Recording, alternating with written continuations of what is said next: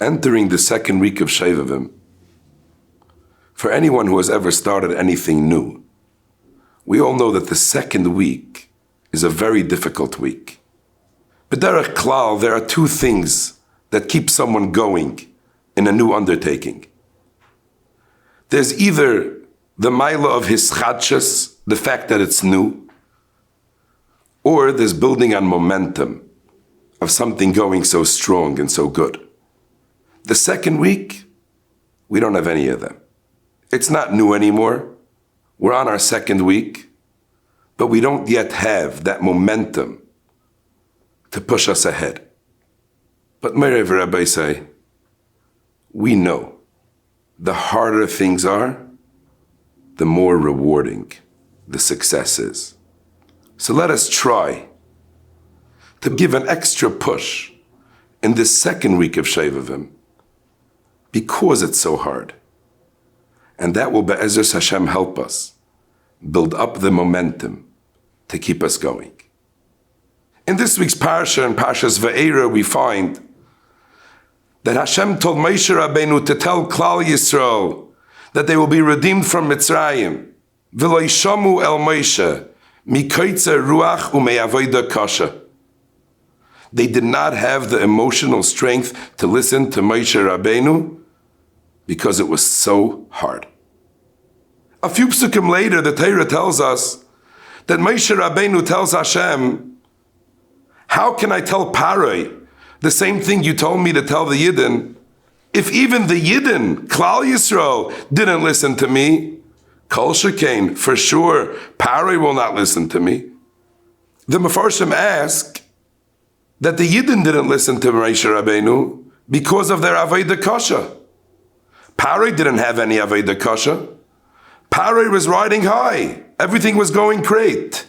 So how can Moshe Rabbeinu learn that if the Yidden didn't listen to me, for sure Paroi won't listen to me? The Yidden had an excuse, a reason. Paroi doesn't have that reason. And many different terutzim are said to this question. And I was thinking of maybe a new teretz to the kasha. What was the Avodah Kasha that Klal Yisrael was experiencing? What was so hard about the Gullus?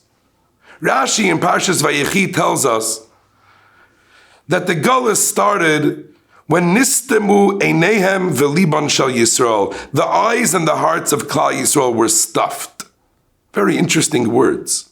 What does that mean? Their eyes and their hearts were stuffed because of the tzaras.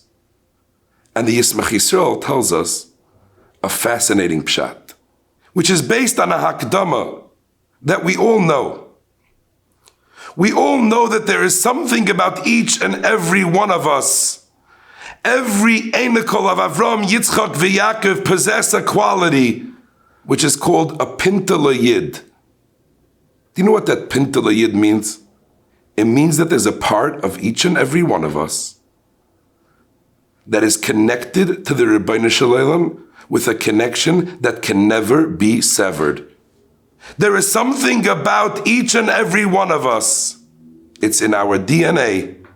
That there is something about us, a part of us, that no matter how low a Yid falls, he can never fall away from the Rebbeinu Shalom. He is always connected. And that is called Liban Shel Yisrael, the heartbeat of Klal Yisrael.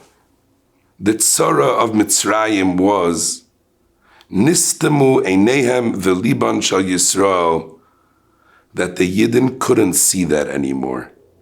They lost their belief in themselves.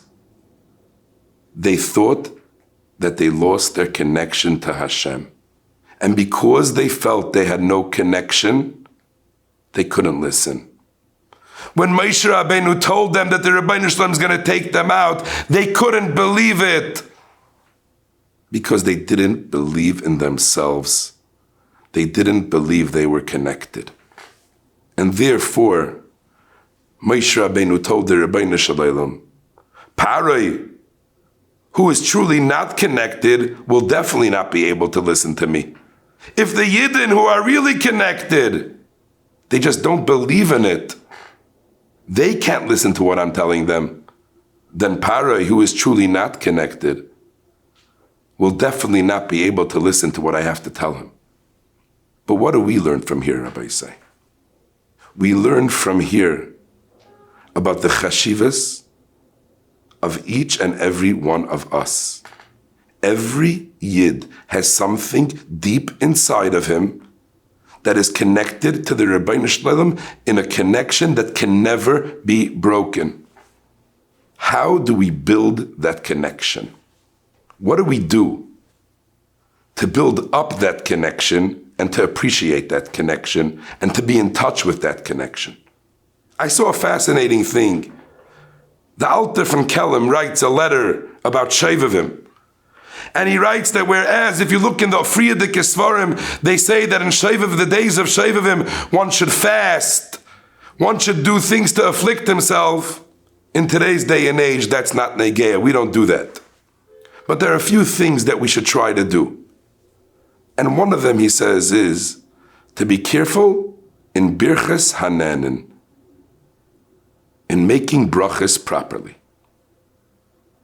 And the same thing is brought in the Yisayid V'Sheir Shavavim. What does Birchas Hananin, what does brachas have to do with Shovavim? And I think that the answer is very simple. We know that there's a chiyuv every day to say 100 brachas. Chazal tell us tremendous inyanim about being careful of saying 100 brachas every day. What's the purpose of so many brachas a day? And the Svarim teach us, because every time we make a bracha, what we're really doing is, we're saying, Hashem, I'm connected to you. Hashem, I have a relationship with you. Hashem, this cup of coffee that I'm drinking is from you, and you gave it to me. Shahakol niya bidvaroi. Everything we eat, everything we drink. And yes, every time we go to the bathroom, we make a bracha to reaffirm and reconnect ourselves to the Rebbeinu Shalom. And in the days of Shovavim, when we are trying to pick ourselves up from our personal Golus Mitzrayim, in the days of Shovavim, when we are trying to rebuild our connection, our personal connection to the Rebbeinu Shalom, Zakta Alta from Kelm, be careful with your brachas. And maybe this week, Rabbi say, maybe we should try, at least once a day, before we make a bracha, just to think for a few seconds.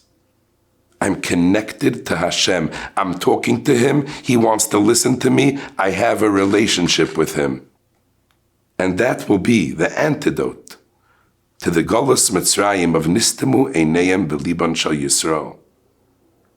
And we'll be able to build up that connection and continue our growth and continue our own personal Yitzias Mitzrayim.